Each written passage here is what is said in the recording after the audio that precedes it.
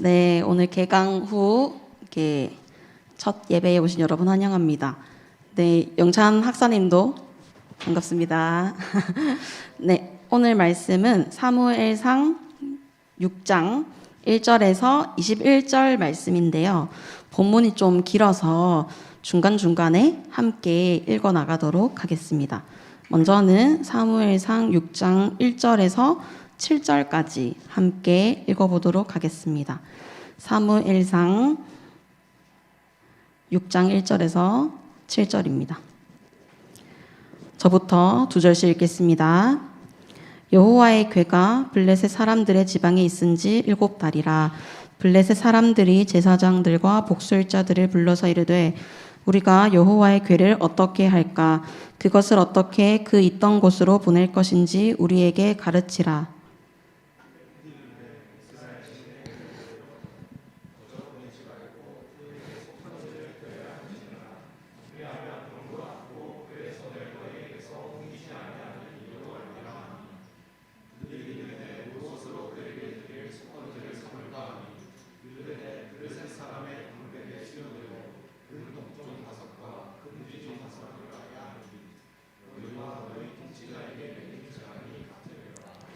그러므로 너희는 너희의 독한 종기의 형상과 땅을 해롭게 하는 쥐의 형상을 만들어 이스라엘 신께 영광을 돌리라. 그가 혹 그의 손을 너희와 너희의 신들과 너희 땅에서 가볍게 하실까 하노라. 애굽인과 바로가 그들의 마음을 완악하게 한 것 같이 어찌하여 너희가 너희의 마음을 완악하게 하겠느냐. 그가 그들 중에서 재앙을 내린 후에 그들이 백성을 가게 함으로 백성이 떠나지 아니하였느냐. 함께 읽겠습니다. 그러므로 새 수레를 하나 만들고 멍에를 메어보지 아니한 젖나는 소 2마리를 끌어다가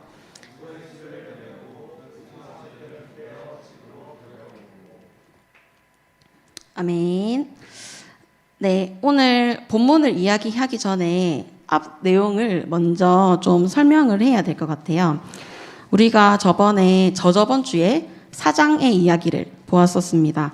사장에서는 이스라엘과 블레셋의 이 전쟁이 벌어졌어요. 총 2차례의 전쟁을 이렇게 벌였었는데요.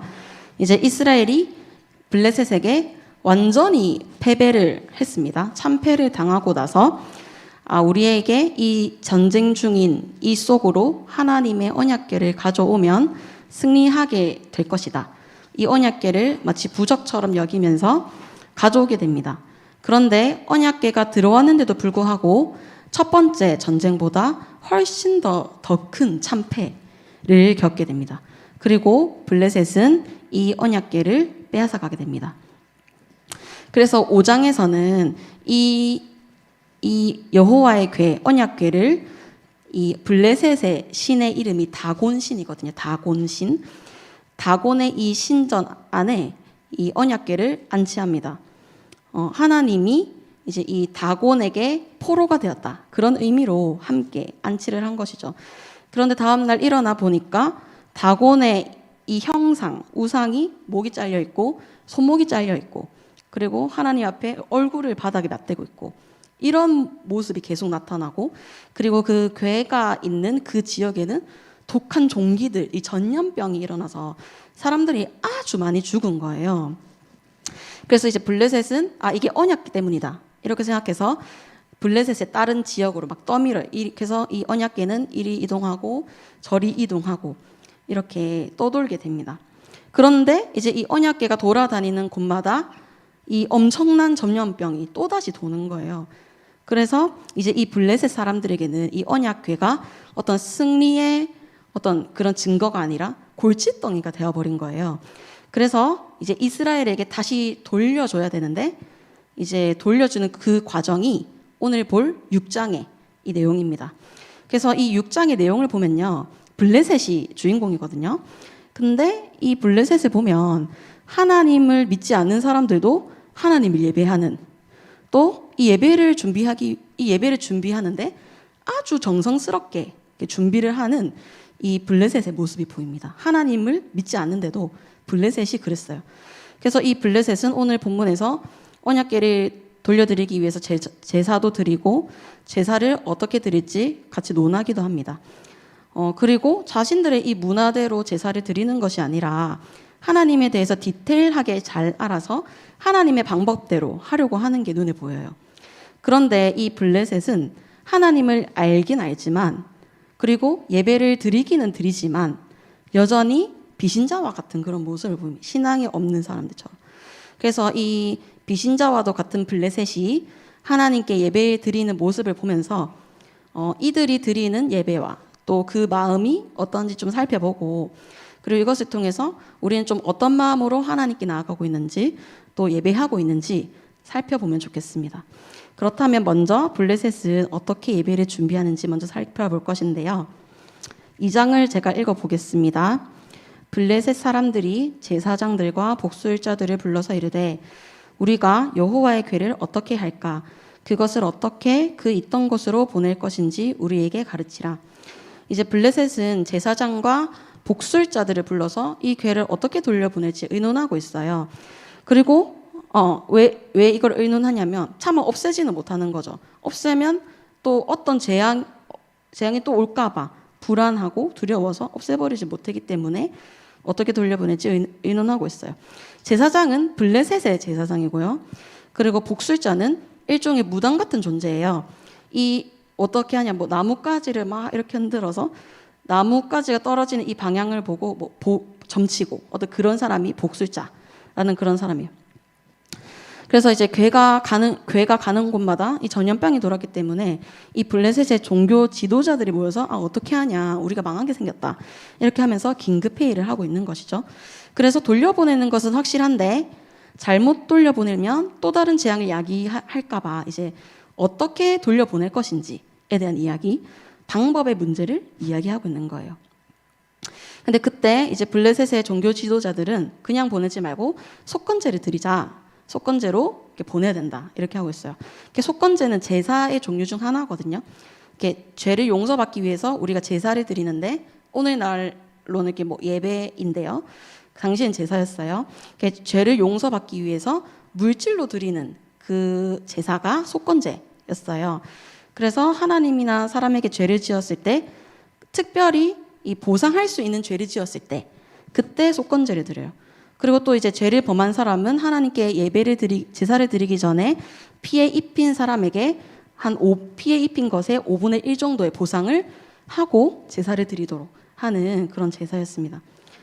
그래서 이 죄로 피해 입은 이 사람의 마음을 위로하는 동시에 이 죄 지은 사람에게도 실제적인 보상을 하게 해서 다시는 그런 죄를 짓지 않도록 하는 그런 의도이기도 하죠. 그래서 이 블레셋은 하나님의 법을 따라서 세심하게 하나님에 대한 제사를 준비하고 있어요. 그리고 오늘 본문에서 이 속건제에 들어간 예물이 있거든요. 예물을 보면 4절에 보면 금 독종 5과 금쥐 5마리가 들어갑니다. 되게 말이 어렵죠. 금 독종, 금쥐 5마리.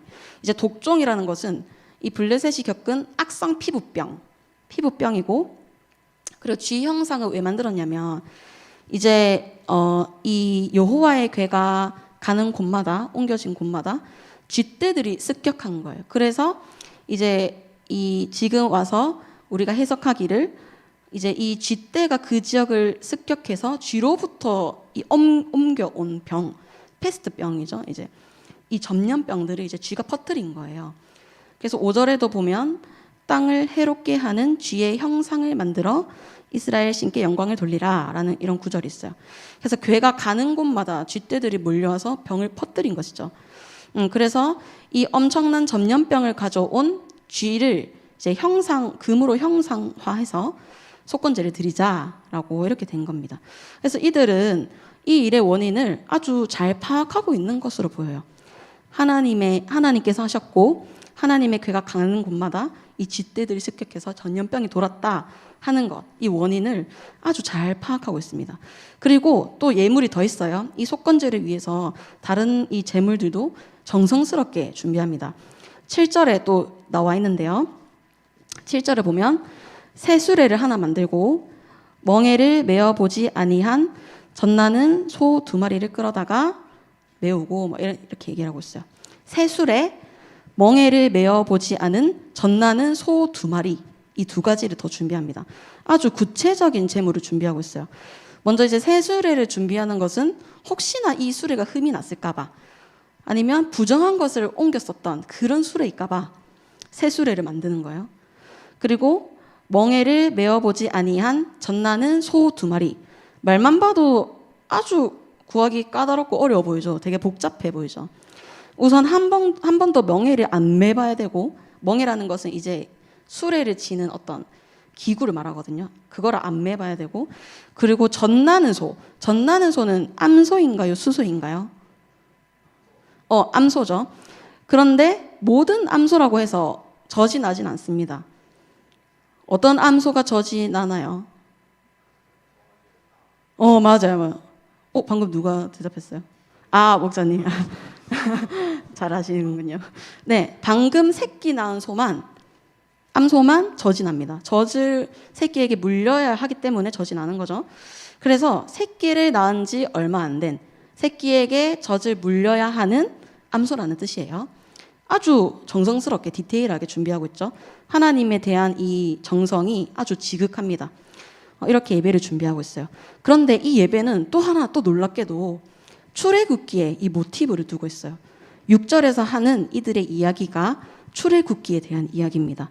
우리 6절을 다 함께 읽어보도록 하겠습니다. 6절입니다. 시작.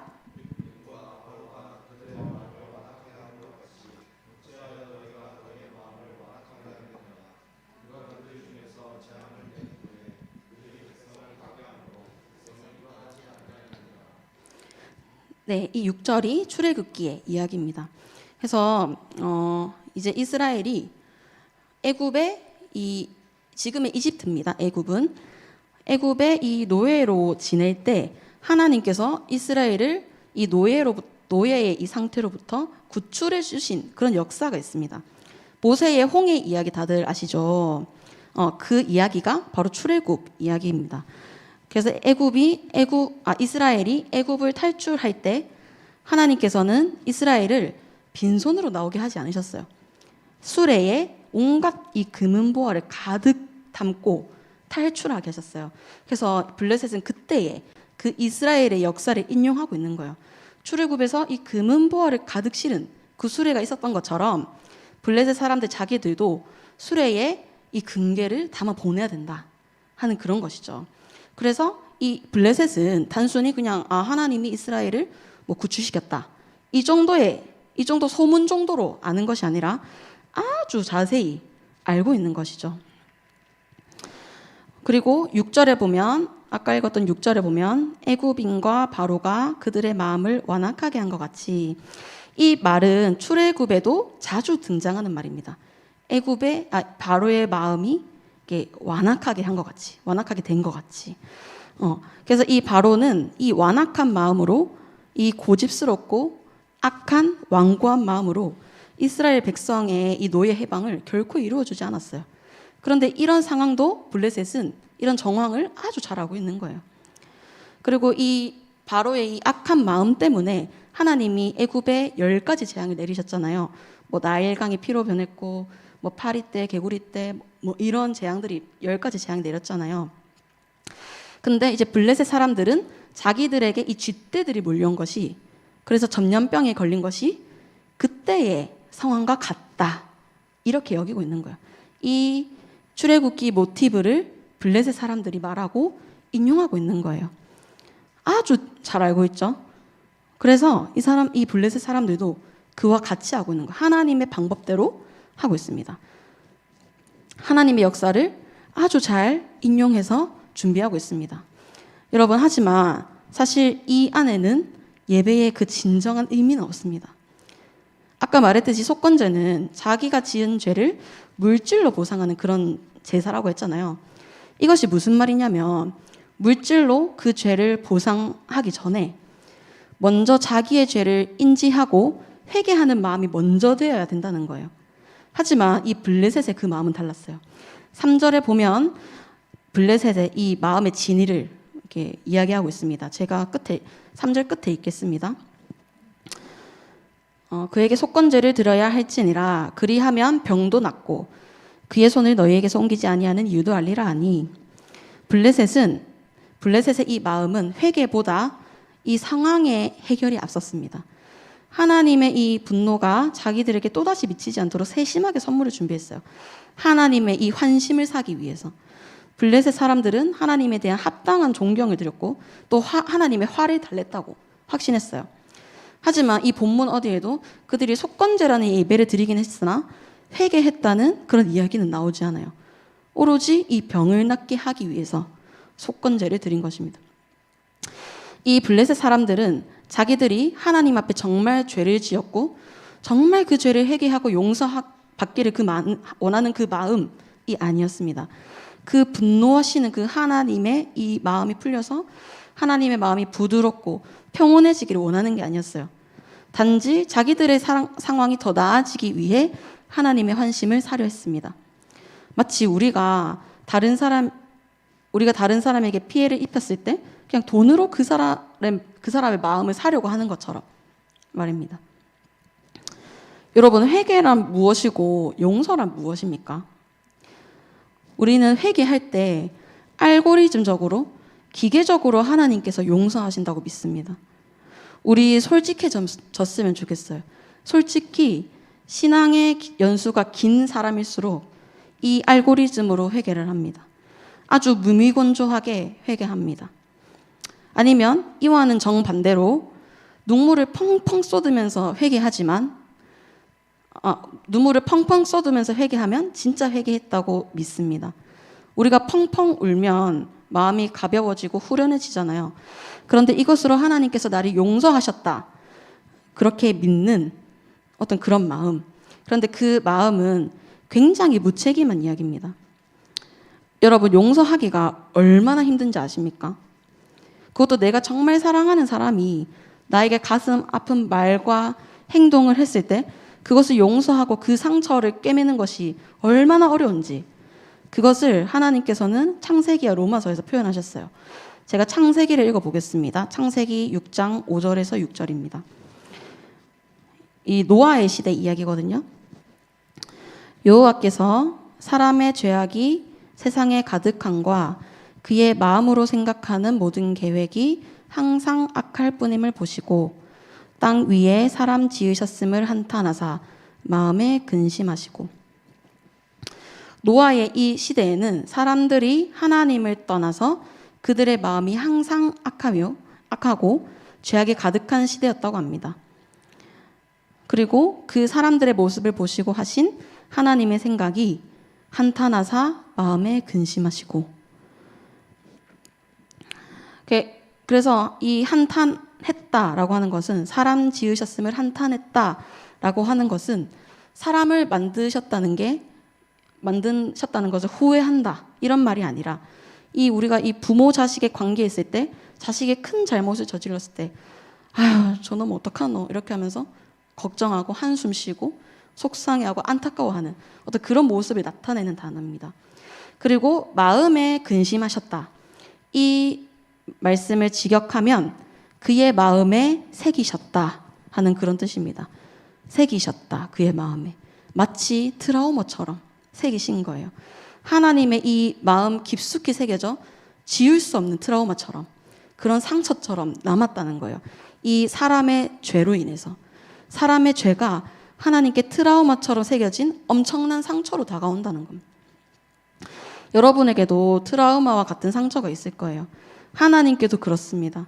하나님도 감정이 있으신 분이기 때문에 우리의 죄를 보았을 때 우리가 하나님께 나아가지 않는 그 죄성을 보았을 때 그 마음을 느끼시는 겁니다.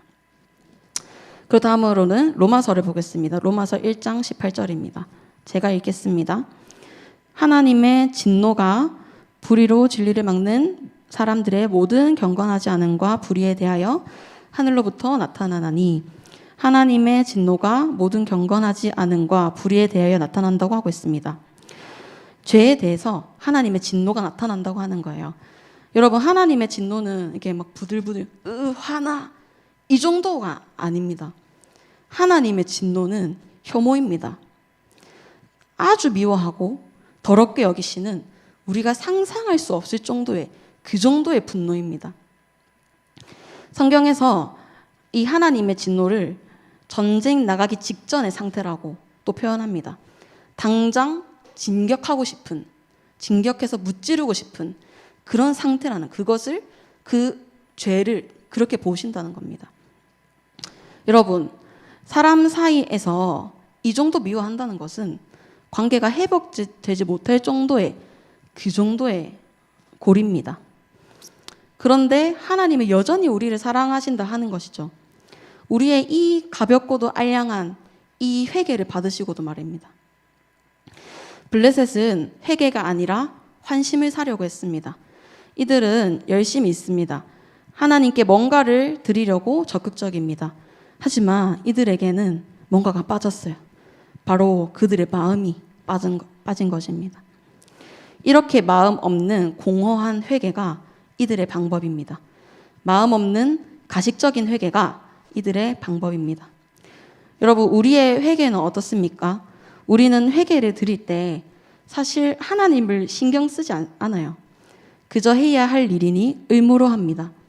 아니면 그냥 내 마음이 가벼워지려고, 아니면 눈물을 흘려서 오는 그 카타르시스적인 신앙을 위해 회개합니다. 우리의 회개엔 하나님의 용서라는 이것은 하나도 안중이 없습니다. 철저히 자기 중심적이고 철저히 자기 편의적입니다. 여러분, 과거에 했던 것을 단순히 후회하는 것은 그냥 뉘우침입니다.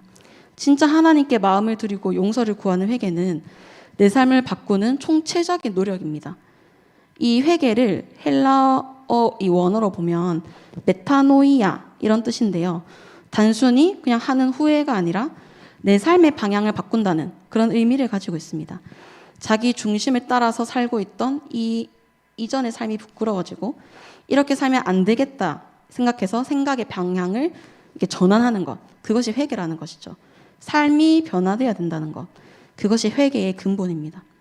하지만 우리는 우리의 이 마음이 가벼워지는 것에서 만족합니다.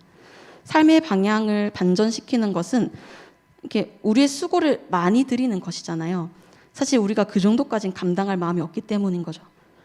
하나님에 대한 이 우리의 마음은 이토록 게으르고 이토록 진정성 없는, 오직 나의 편의를 추구하는 그 정도의 마음입니다.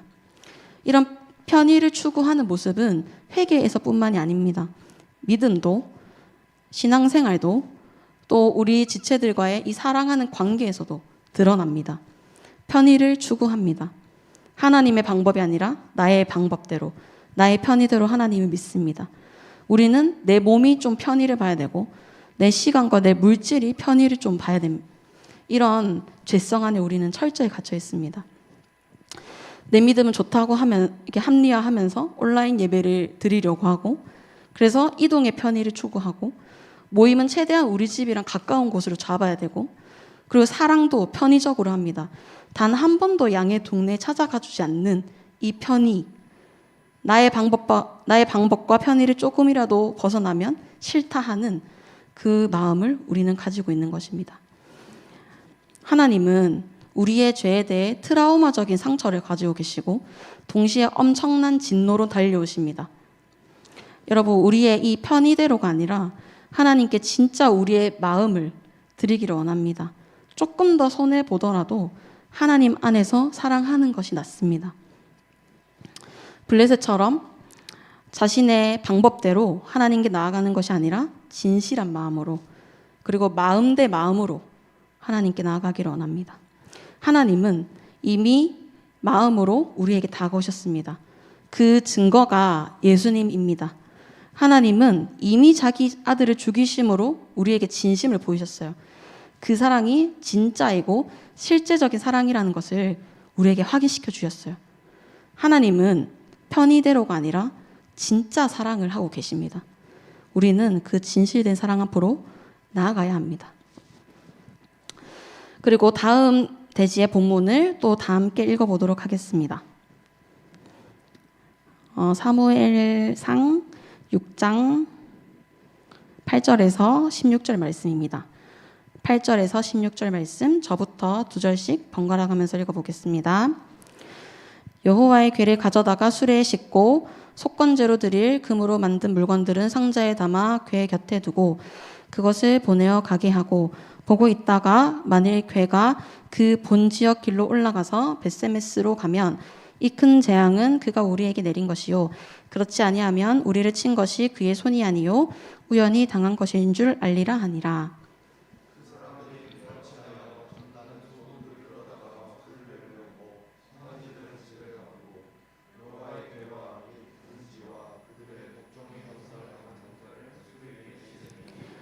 암소가 벳세메스 길로 바로 향하여 대로로 가며 갈대에 울고 좌우로 치우치지 아니하였고 블레셋 방백들은 벳세메스 경계선까지 따라가니라.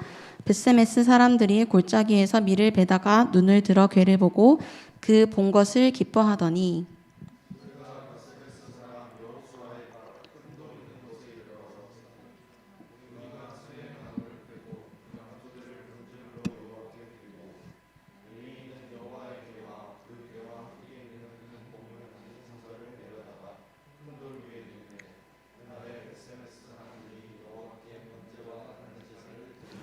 같이 읽겠습니다. 블레셋 다섯 방백이 이것을 보고 그날의 에그론으로 돌아갔더라. 아멘. 네, 블레셋은 하나님께 드릴 예물, 젖이나는 암소, 수레, 금괴들을 이제 다 준비했습니다. 그런데 예물을 보내는 방법이 희한해요. 사람이 이 소를 끌고 가야 되잖아요. 근데 이제 소를 끌지 않은 채 그냥 둡니다. 사람이 직접 소를 끌고 이스라엘 땅으로 데려가는 게 아니라 그냥 그 소를 가고 싶은 대로 보내는 것입니다. 그리고 이들이 말하는 게 또 이상합니다. 그 소가 이 벳세메스가 이스라엘 지역이거든요. 이 벳세메스라는 지역으로 가면 블레셋의 재앙은 하나님이 내리신 것이 맞고, 그런데 소가 벳세메스로 가지 않는다면 하나님의 일이 아니라 우연히 당한 것인 줄로 알자라고 합니다. 이들이 준비한 이 예배의 내용이 건강하지 않아요. 아직도 이 이스라엘의 신이 재앙을 내린 것인지 아닌지 시험하고 있습니다. 여러분, 그런데 지금 블레셋이 준비한 이 예물은 젖이나는 암소잖아요. 암소로 수레를 끌도록 했습니다. 이 암소는 젖이 나오는 소고, 젖이 나온다는 것은 아까 말했듯이 갓 새끼를 낳았고 또 젖을 먹어야 할 새끼 송아지가 있다는 뜻이죠. 그렇다면 이 암소를 가만히 놓아둔다면 이 암소는 당연히 어디로 갈까요? 맞아요. 새끼한테 가겠죠. 이 모성이, 이 본능이 그 새끼에게로 가는 것이 아주 이 자연스러운 이치인 것이죠. 7절과 10절을 제가 발췌해서 읽어보겠습니다. 7절부터 전나는 소 2마리를 끌어다가 소의 수레를 메우고 그 송아지들은 떼어 집으로 돌려보내고, 10절 송아지들은 집에 가두고, 이런 송아지들을 떼어서 집으로 돌려보내고, 이것을 이제 2번이나 말하고 있습니다. 집에 가두어 놓고 격리하고 있다, 격리해라, 이렇게 묘사하고 있어요. 일부러 이 젖을 먹여야 하는 송아지를 격리시킨 거예요. 어미소는 당연히 송아지에게 젖을 먹이러 가는 게 맞습니다. 그것이 이치입니다. 그래서 이 블레셋은 이 어미소가 자연스레 송아지에게로 돌아가도록, 그래서 이 안내하는 사람도 앞에 두지 않은 거예요. 그래서 이 벳세메스가 아니라 송아지에게로 이 암소가 돌아가면 블레셋에게 온 이 재앙들은 하나님으로부터 온 것이 아니라 우연이라고 판정을 내릴 것입니다. 블레셋 사람들은 이것을 노린 거예요.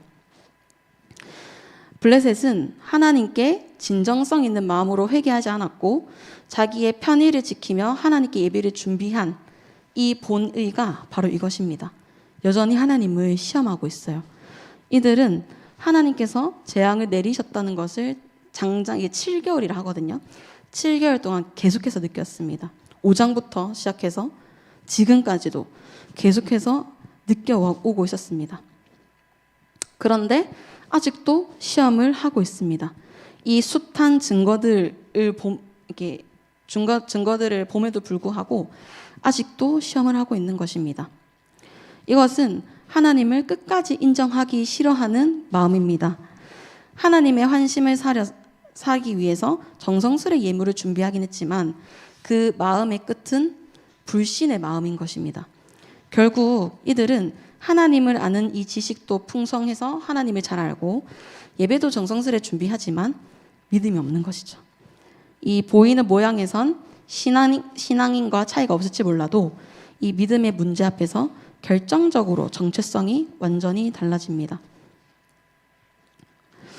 블레셋 사람들은 눈에 보이는 이 숱한 증거가 있어도 어느 정도 하나님을 섬기는 듯하지만 사실은 그 마음엔 하나님을 인정하고 그 일하심을 믿고 싶지 않았어요. 눈에 보임에도 불구하고 증거가 있음에도 불구하고 거부하는 것. 이것은 자기 일을 아주 기만하는 그런 것입니다.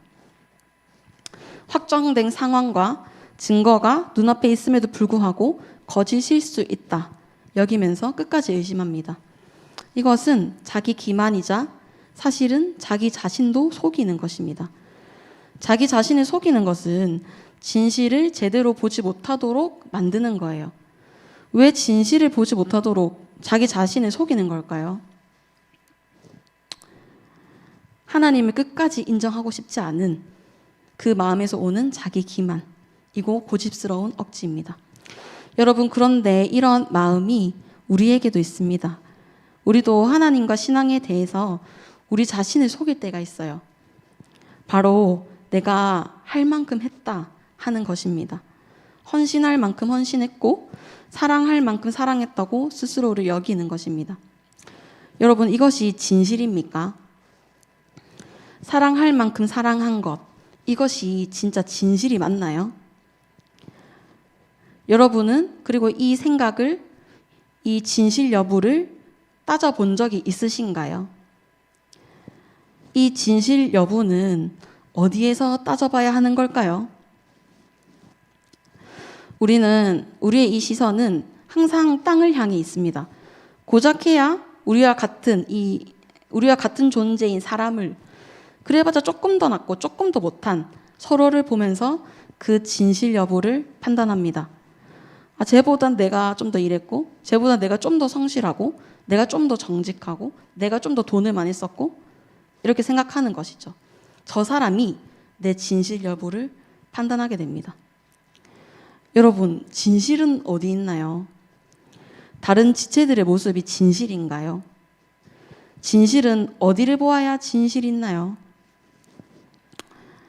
바로 예수님께 그 진실이 있습니다. 예수님은 할 만큼 했다고 말하신 적이 없습니다. 오히려 항상 부족하다 여기시고 3년간 제자들과 항상 함께 다니셨어요. 끊임없이 대화를 나누시고 항상 섬기셨습니다. 제자들뿐만 아니라 큰 무리들도 항상 돌보시는 그런 삶을 사셨어요.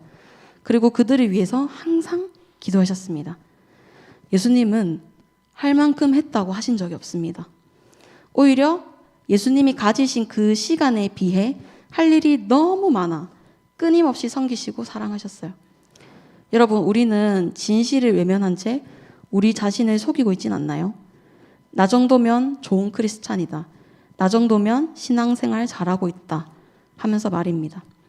하지만 우리가 이 블레셋의 모습을 보면 그 마음은 사실 불신앙의 마음인 것을 알 수 있습니다. 자기들에게 생긴 이 일들이 하나님이 하지 않으셨다는 것을 증명하기 위해 마지막까지 진실을 외면하고 있습니다. 하나님을 적극적으로 거부합니다. 여러분, 우리도 우리 자신을 속이는 것, 이것은 사실 하나님 앞에 나아가고 싶지 않은 그런 마음입니다. 그런데 우리는 어쨌든 신앙이 있으니 하나님으로부터 완전히 떨어지기는 불안하고 또 하나님에 대한 지식이 있으니 하나님으로부터 완전히 멀어질 수는 없는 것입니다. 그래서 선택한 것이 자기 기만인 거죠. 내가 그리스도인으로서 잘하고 있다 스스로 여기는 것. 하나님께 적당한 거리를 유지하며 신앙생활하는 것. 그것이 우리의 마음이라는 것입니다. 여러분, 그리고 이제 세 번째 대지를 하려고 하는데 한 대지가 더 있거든요. 근데 한 번에 너무 많은 이야기를 하는 것 같아서 제가 1시간 전에 대지 하나를 급하게 좀 날렸습니다. 그래서 한 2장에서 3장을 잘랐습니다. 그래서 기쁘시죠? 네, 그러면 19절에서 21절의 이야기를 간단하게 나누면서 마무리하겠습니다. 19절에서 21절은 이제 드디어 괴가 이스라엘의 땅인 벳세메스로 들어가게 됩니다. 그런데 왜 하필 벳세메스로 들어가는 것일까요? 벳세메스는 바로 제사장의 땅이에요. 그런데 벳세메스에 사는 제사장들은 제사 업무 중에서도 특별히 법궤를 매도록 구별된 사람들이 이 벳세메스에 사는 제사장들입니다. 그래서 이 소는 벳세메스로 갔던 거예요. 궤를 매는 그 제사장들이 있기 때문에. 그래서 이 궤를 보자마자 이 제사장들은 너무 기뻤던 것 같아요. 그래서 빨리 예배를 드리고 싶었던 것 같습니다. 우리도 막 진짜 감사하고 기쁜 일이 있을 때 뭔가 하나님께 빨리 기도드리고 뭔가 예배 드리고 싶고 그런 마음이 있잖아요. 그런 것처럼 이들도 벅찬 기쁨으로 하나님께 당장 예배를 드렸어요. 이 암소가 끌고 온 수레를 패서 장작으로 삼고 수레를 끌고 왔던 암소를 잡아 예물로 하나님께 드립니다. 여러분, 그런데 여기에서 이스라엘의 신앙 상황이 폭로됩니다. 암소는 제물로 드릴 수 있는 동물이 아닙니다. 희생 제물로 드리려면 반드시 흠 없는 수컷으로 드려야 합니다. 제물에서 이미 실수가 벌어졌어요. 누구보다 정확하고 정교하게 알아야 하는 이 제사장이 하나님께 어떤 예배를 드려야 하는지 모르는 거예요. 이 모습은 이스라엘과 블레셋의 모습을 오버랩합니다. 그리고 19절 말씀이 결정타로 나옵니다. 제가 읽어보겠습니다. 벳세메스 사람들이 여호와의 궤를 들여다본 까닭에 그들을 치사 5만 70명을 죽이신지라. 여호와께서 백성을 쳐서 크게 살육하셨으므로 백성이 슬피 울었더라. 이들이 여호와의 궤를 들여다본 까닭에 그들을 치사 과로 5만 70명을 죽이셨다고 합니다. 이제 이 과로가 있는 것은 어떤 사본에는 있고 어떤 사본에는 없는 것인데 어느 쪽을 택해도 해석상의 문제는 없다, 이런 의미입니다. 여러분, 궤는 들여다보지 않도록 되어 있습니다. 이 율법 또한 제사장들이 아주 잘 알고 있을 거예요. 그리고 이 율법은 제사장뿐만 아니라 일반 백성들도 아주 잘 아는 법이에요. 왜냐하면 궤는 들여다보는 즉시 바로 죽기 때문입니다. 생명의 문제이기 때문에 모두가 너무나 잘 아는 그런 법인 거예요.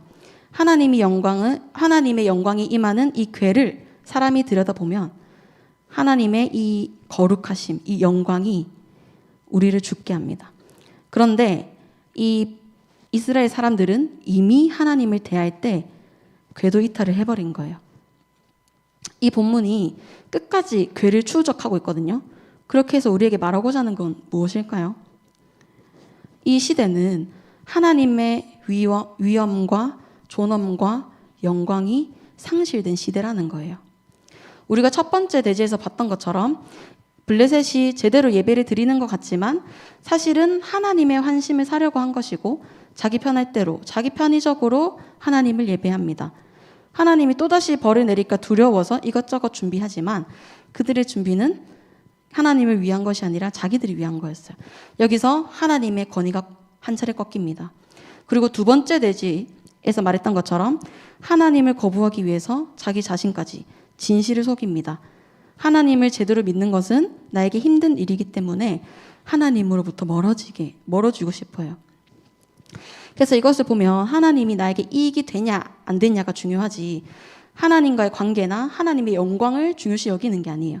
하나님의 권위와 영광이 사람 마음에 의해 여기서 또 한 번 꺾이고 맙니다. 그리고 방금 보았던 이 세 번째 이야기는 이스라엘의 이야기거든요. 이스라엘의 이야기고 또 첫 번째, 두 번째는 블레셋의 이야기였어요. 그런데 이 마지막 이스라엘의 이 이야기에서 6장의 모든 이야기가 집약됩니다.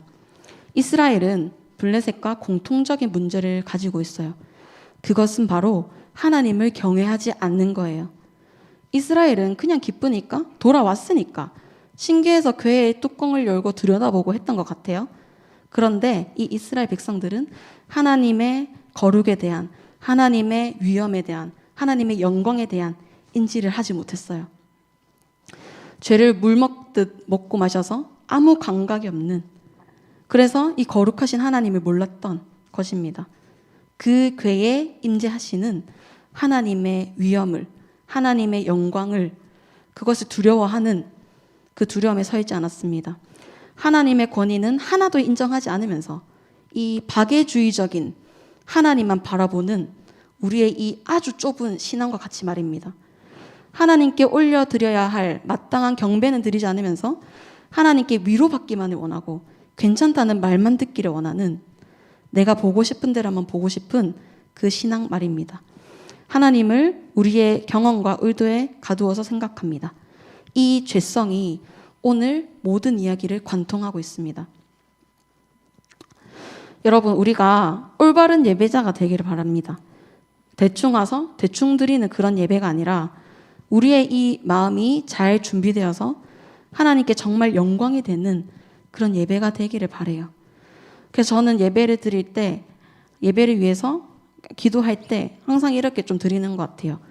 하나님께 기쁨이 되고 영광이 되는 그런 예배가 되게 해달라고 항상 예배를 위해서 기도합니다. 왜냐하면 우리의 중심이 얼마나 연약한지 알기 때문이에요. 우리는 예배를 드릴 때 나의 편의대로 드리고 하나님의 권위와 영광을 경외하지 않기 때문입니다. 그래서 결국에는 하나님께 구할 수밖에 없는 것이죠.